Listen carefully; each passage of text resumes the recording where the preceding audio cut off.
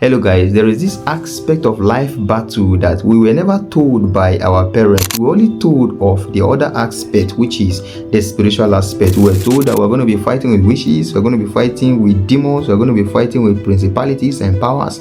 But there is this aspect of life that we were never told of, and that aspect is the fight, the battle against mammon.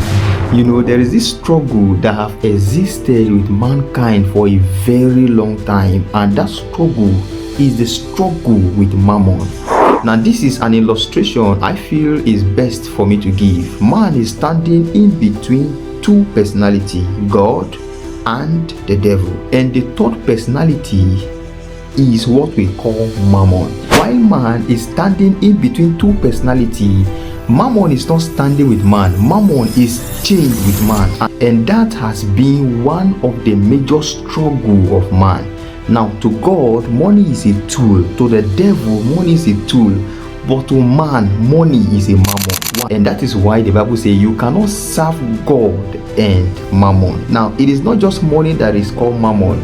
It is the priority man gives money that makes money to become mammon. Now, this is the struggle of man. While man is fighting to know God, at the same time he is struggling with a God on earth. Now, why was money regarded as a mammon to human? That is because there is this tendency of man becoming a slave to money, and at that point where you become a slave to money becomes mammon, because you've now taken money as a master. And just like people always say, money is the root of evil. Money is not the root of evil, but it is that point where you now have so much love for money that it becomes the root of evil. Money is expected to be a tool in the hand of man, but that moment where money becomes your master, it becomes your mammon, no longer a tool. Now think of the nasty things people do all because of money. People kill because of money. People step on other people's toes because of money. Now come to think of it, when thieves goes out to rob, one of the questions they ask is your money or your life. That means at that point your life equates your resources, your life equals your money. It is either your money goes or your life goes. That is the level at which humans can equate human life with money. At that very moment, money has become a mammon. Now, haven't you heard of cases where people's house caught fire, and then the next thing that comes to their mind is to run into their house, all with the notion to pick their valuable items, to pick their money they must have saved in the house, risking their life, not even minding either they are going to come out alive or not. Some even go to the extent of committing suicide, all because they lost certain valuable items. It is that point that you will now say that money has become a mammon to this person. There is a lady on Instagram who came up one day and was really speaking against the content one particular lady was busy engaging people at, and the number of persons following her content is really alarming. Now, what does she do?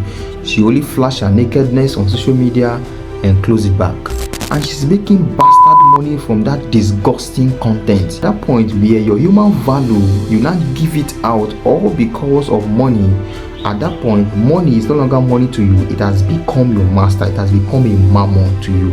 It's no longer a tool in your hand to use. It has become a mammon, a god, a master. And that is what every human being must avoid.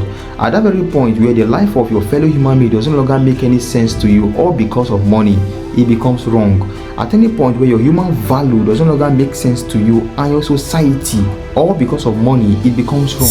Now let me take an example with all this loan app that flashes the advert on social media space up and down, forcing people to come and borrow money from them. Now the moment you borrow that money and it's not due for you to pay, there are some of these organizations that are more demonic than the devil himself, that goes about threatening people's life, sending unhealthy messages to people, threatening their life, telling them you are going to die tomorrow if you don't pay this money.